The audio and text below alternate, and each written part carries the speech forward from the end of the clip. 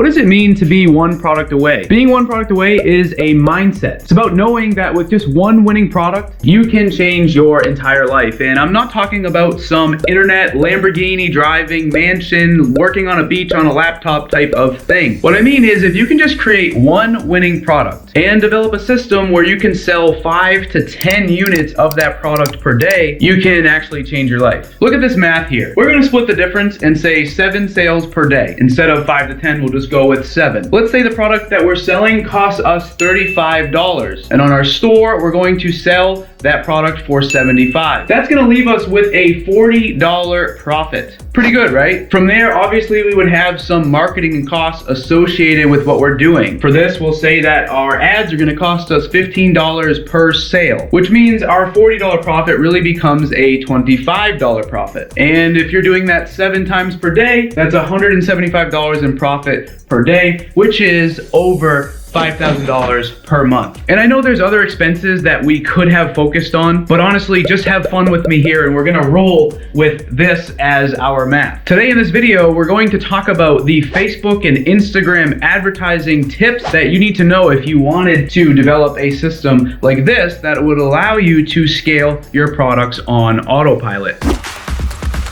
And you might be wondering, where did I get the math for this example? Take a look here. This is inside of my Facebook ad account showing a campaign that I'm currently running that has generated over 312 sales in the last 30 days. In terms of ad spend per sale, we are right around $15. And I'm actually selling that product that I talked about costing me $34.99 and I'm selling it for $74.97. This product is a car seat cover right here. And I'm not saying you have to actually sell car seat covers. There's a bunch of other things out there that you can sell that are awesome. Check out some of my other videos if you want some pointers. But back to this, like I'm saying, I have developed a system here that allows me to scale my products and make daily sales and essentially fulfill the mindset of being one product away. And actually, this is just the last 30 days. Over the last few months, this store has actually broken 100,000 in sales with very similar profits. And if you're watching this video and you're like, Joe, I don't even know how to run Facebook ads. I haven't even gotten started with my store.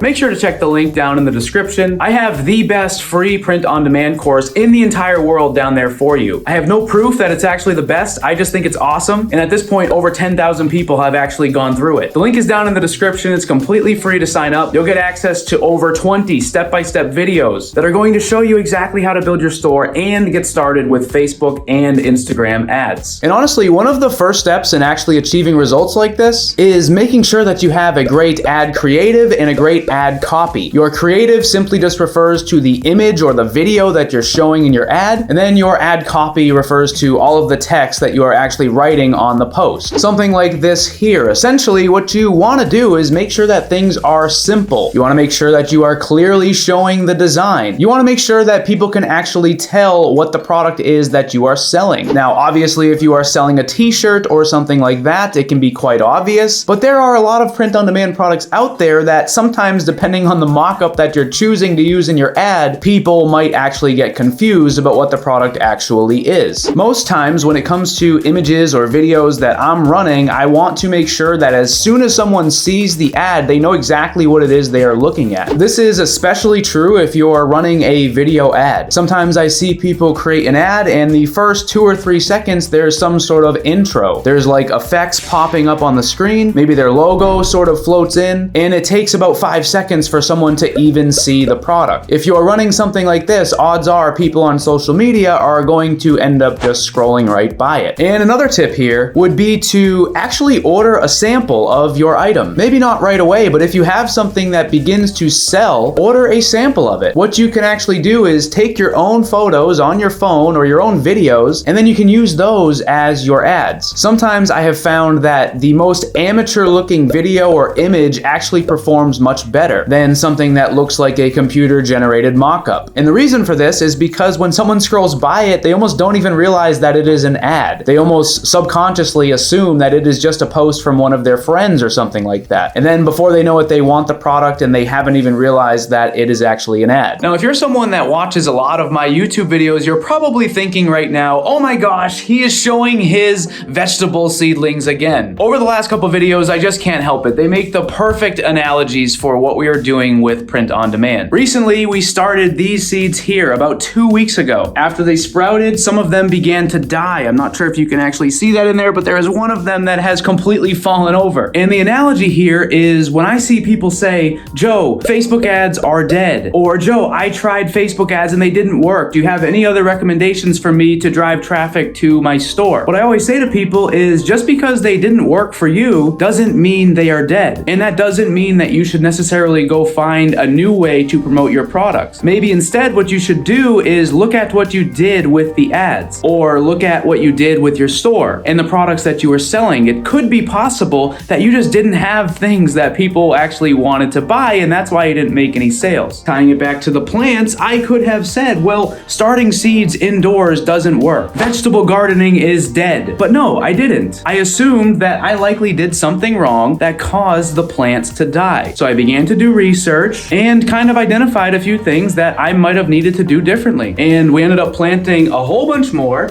and these seedlings here look fantastic. None of them have died, and they are right on par for where they are supposed to be at just a week old. So my point is, if you've tried ads in the past and they didn't work, don't blame the ads. You have to look at yourself, at what you're doing with the ads, what you're doing on your store, and what you're offering people for sale. And the second thing that you want to make sure of when you are running an ad is that you are actually showing it to the right person. If you're running an ad for a print-on-demand product that has a design on it that is specific to a niche, you're going to want to make sure that people seeing the ad are actually interested in that niche. When we launched Facebook ads and Instagram ads, one of the first things that you are going to be doing is building out an audience. Essentially, you are going to be telling Facebook who is going to be seeing the ad. You can choose where they live, you can choose what gender they are, you can choose how old they are, and most importantly, you can choose different things that they are interested in. This is going to be found inside of the detailed targeting section as you are creating the ad. And what you want to do here is combine as many different niche specific interests as you can so that ultimately you can try to reach as many people as possible. One of the biggest tips I would give you here is try to make sure that you are being specific. For example, if you are creating products for people that love to hunt, you wouldn't necessarily want to just type in hunting in this box here. What you could do instead is you could look up some of the most popular brands of hunting equipment and hunting clothing, potentially even magazines that relate to hunting, or TV shows, or just things that are a little bit more specific to the niche rather than just a broad term like hunting. Now, if you're someone that's ever ran ads before, or you just have done a little bit of research, you probably know that Facebook and Instagram ads can get very expensive very fast. And that's why it's so important to use the engagement objective to actually test all of your audiences before you even try to scale anything. By using the engagement objective, you can run ads for just $1 a day. And doing this is going to help you validate whether or not the audience that you've built is a good match for the product that you are selling. Here's another analogy for you. Picture your Facebook ads as if we are putting ads on a highway. We're putting a billboard up so that way when people drive by it, they see our billboard. When you're building an audience, that's you choosing which highway you want to put the billboard on. Using the engagement method is essentially like putting your product on the billboard and then writing next to it, honk your horn if you like this. After you run these engagement tests, you can assess the engagement on your ad, essentially looking at how many people beeped their horn. In terms of Facebook, it would be people clicking the like button, people commenting on it, sharing it, or even clicking on the link. If you determine that you had some good engagement there, then you can also determine that that audience that you've built, or the road that you put the billboard on, was in fact a good match for your niche. And the best part is you only spent $1 to do it. So many people get started with ads and they just immediately jump in, they build 20 audiences, and they end up spending hundreds of dollars without even making a single sale. If they had just used the engagement objective to do their testing, I call this PPE testing, they would be able to save a lot more money and be a little bit more efficient with their tests. And the last part of this is taking the engagement test audiences that pass to a conversion campaign. Conversions is another objective inside of Facebook where you're essentially telling Facebook that you are looking for sales. You want people to come to your website and take a specific action. And the key to these campaigns is making sure that they are actually generating traffic. So many times people overcomplicate all of the different metrics inside of Facebook. They look at way too many things and overall they get confused. Sometimes they have no way to judge whether something is doing bad or if it's doing good. good. And for me, I really look at one metric and one metric only to determine how my Facebook ads are performing. And that metric is cost per link click. Essentially, this tells me how much it costs me every single time somebody clicks on my link. I look at this because for me, Facebook ads have one job. The job is to have them bring people to my store. If it's doing that and it is cheap, then it is doing its job. And if it's not doing that, or if it is bringing people to the store but it's expensive, then it's not really working as well as it could be. I'll relay this back to our highway analogy. Let's say that you and I were putting a billboard up. Let's say that we were offering the world's best pizza and we were telling people to get off at the next exit to come and try it. Let's say the day that we put the billboard up, we had 200 people come through the front door of our restaurant. They came in, they looked at the menu, and then they left without ordering any food. We would never look at the billboard and say, well, that billboard needs to be fixed. We would have to look inward at ourselves and at our restaurant, make sure that things look good, that the food smells good, that it's not too expensive, that the restaurant isn't messy. We would be absolutely crazy if we turned around and blamed our billboard. And again, that's what a lot of people do when they don't make sales with Facebook ads. They blame the Facebook ads. They blame the Instagram ads, when really they should be looking at their store. And that is why, like I said, it's super important to make sure that your ad is actually generating link clicks. If it's generating people to the store and you're not making sales, then you have what is called a post-click problem. Something on the store is not right and something is causing people not to make a purchase. If your ad is not generating any traffic to your store, then you have an ad problem. Maybe your targeting, maybe your ad creative, things like that need to be improved. So that way, when people see your ad in their newsfeed on Facebook or on Instagram, they actually click it. And ultimately, when you do everything we talked about today with creating a ad creative that's awesome, an ad copy that's simple, an audience that is specific to your niche, and you validate it with a PPE engagement campaign, and you go to conversion campaigns, if you have a winning product, which is the perfect combination of a niche, a product choice, and a design, you can scale and ultimately achieve what we talked about earlier on the whiteboard. So hopefully this was helpful if you're someone that is jumping into ads, or maybe you did ads in the past and it didn't work out. Either way, let me know